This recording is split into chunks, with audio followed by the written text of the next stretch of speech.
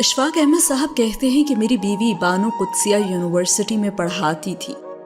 میں ہر روز گاڑی میں سے چھوڑنے یونیورسٹی جاتا اور یونیورسٹی کے گیٹ پر پہنچ کر گاڑی سے اترتا اور دوسری طرف سے آ کر دروازہ کھولتا۔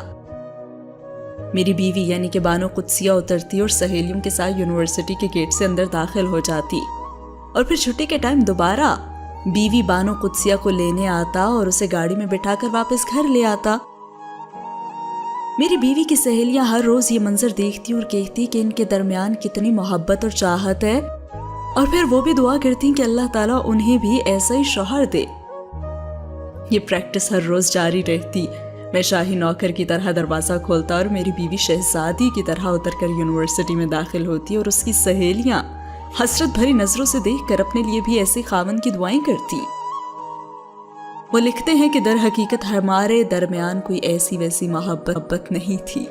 دراصل ہماری گاڑی کا دروازہ خراب تھا جو اندر سے نہیں کھلتا تھا، اس لیے مجھے اتر کر باہر سے کھولنا پڑتا تھا۔